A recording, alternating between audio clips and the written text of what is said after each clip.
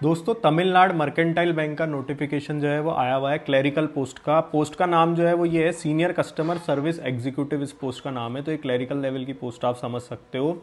हालांकि ये private sector bank है, लेकिन फिर भी जिस तरीके से फेडरल बैंक वगैरह का इन सब का बताया जाता है उसी तरीके से ये बैंक भी एक तरीके से आपको जो सैलरी वगैरह जो देता है, इस नोटिफिकेशन के अंदर भी लिखा हुआ है वो काफ़ी अच्छी देता है कंपेयर टू अगर आप ये HDFC ICICI इन सब से कंपेयर करेंगे। क्योंकि यहाँ पे क्या होता है कि आपको जो सैलरी मिलती है वो सबको सेम नहीं मिलती है। अगर कोई IIM से ग्रेजुएट है तो उसको अलग तरीके से मिलेगी। दूसरी तरीके से इनका सिलेक्शन क्राइटेरिया जो रहता है डायरेक्ट रिक्रूट भी कर लेते हैं। इसके अंदर पूरा आपका पेपर होगा।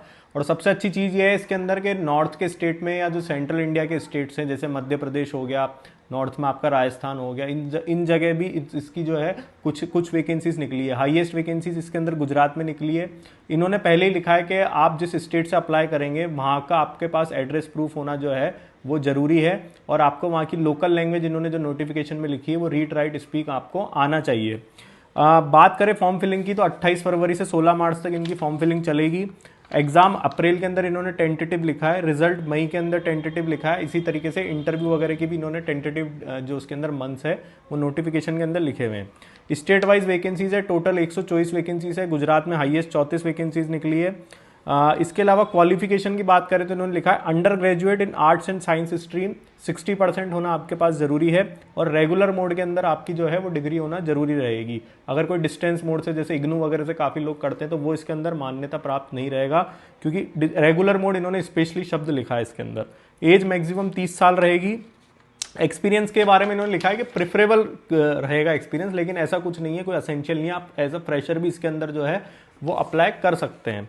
इसके बाद बात करें इनके सिलेक्शन प्रोसेस की तो फेज 1 में जनरल अवेयरनेस के 25 क्वेश्चन 25 मार्क्स के रहेंगे, 15 मिनट का सेक्शनल टाइम रहेगा। इंग्लिश के 30 क्वेश्चन 30 मार्क्स के रहेंगे, 20 मिनट का टाइम रहेगा। रीजनिंग और कंप्यूटर के 30 क्वेश्चन 30 मार्क्स के 25 मिनट का टाइम रहेगा। क्वांटिटेटिव एबिलिटी के 25 क्वेश्चन 25 मार्क्स के 25 मिनट का टाइम उसमें रहेगा। और जनरल बैंकिंग के 40 क्वेश्चन 40 मार्क्स के 35 मिनट का टाइम इसमें रहेगा। टोटल 150 क्वेश्चन रहेंगे, 150 मार्क्स के, 2 घंटे का आपको टाइम मिलेगा। 120 कंपोजिट टाइम जो मैं आपको बता रहा हूँ सब मिला के ये 120 मिनट का टाइम रहेगा। इसके अंदर नेगेटिव मार्किंग रहेगी 1/4। और सबसे खास बात है कि मीडियम ऑफ एग्जामिनेशन केवल इंग्लिश रहेगा। तो इसलिए अगर आपको बिल्कुल भी पकड़ नहीं है अगर किसी की, तो उसके लिए ये चीज़ पहले देख लेनी चाहिए कि उनके पास हिंदी का ऑप्शन नहीं रहेगा इसमें। उसके बाद आपका इंटरव्यू राउंड होगा, इसके अंदर इंटरव्यू आपका लिया जाएगा और फिर फाइनल सिलेक्शन आपका होगा। फीस इसकी हायर साइड पे ही है एज यूजुअल, जो IBPS के थ्रू रिक्रूटमेंट कराते हैं 1000 प्लस GST इन्होंने लिखा है। सैलरी स्ट्रक्चर पहले से इन्होंने अच्छे से नोटिफिकेशन में बना के दिया है। उसमें 8,64,740 यानी 8,64,740 जो है वो एनुअल CTC इन्होंने लिखी है। उसके अंदर जो परफॉर्मेंस बेस्ड अप्रेजल जो आपका है वो 1,92,000 रहेगा पर एनम। ये परफॉर्मेंस बेस्ड मिलेगा आपको। और इसके अंदर जो एग्जाम लेवल के बारे में कुछ बच्चों ने पूछा था मुझसे, तो एग्जाम लेवल जो है इनका IBPS PO क्लर्क का जो एग्जाम लेवल होता है उससे कम एग्जाम लेवल इनका रहेगा। बहुत ज़्यादा टफ एग्जाम इनका नहीं रहेगा।